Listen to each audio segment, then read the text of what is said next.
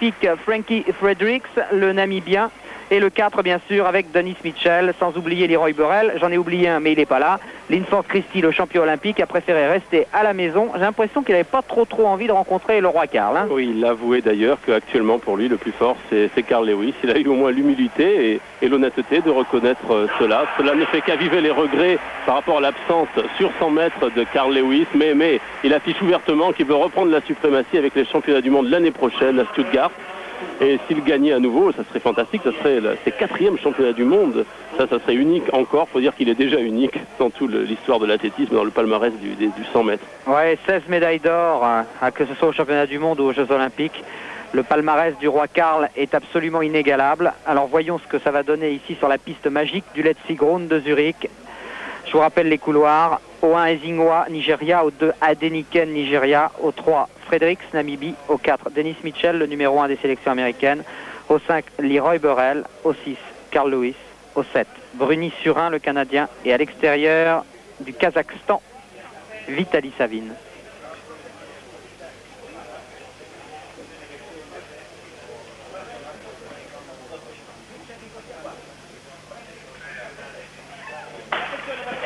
Le premier départ est le bon avec un très bon départ de Dennis Mitchell alors que Burrell est à la peine et que Lewis n'a pas encore fait son effort. C'est pour l'instant le couloir numéro 2 alors que Lewis revient. Et c'est Carl Lewis qui gagne encore une fois. Quel retour extraordinaire alors que Lapade Adeniken, le Nigérian, croyait bien avoir gagné la course.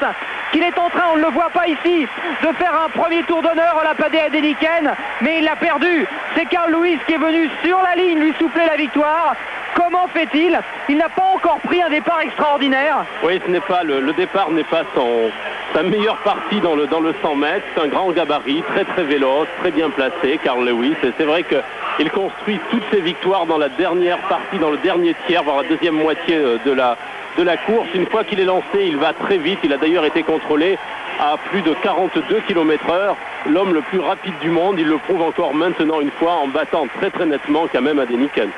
Oui, il n'y a pas de problème pour l'arrivée. 10 secondes et 7 centièmes. Il faut savoir qu'il y avait malheureusement encore un vent défavorable de moins 0,7 mètres par seconde.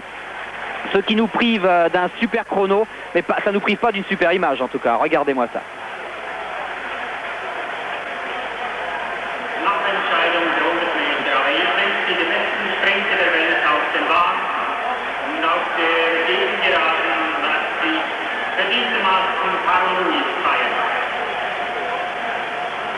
Oui, on a préféré se taire car je crois qu'il n'y a rien à dire devant tant de beauté.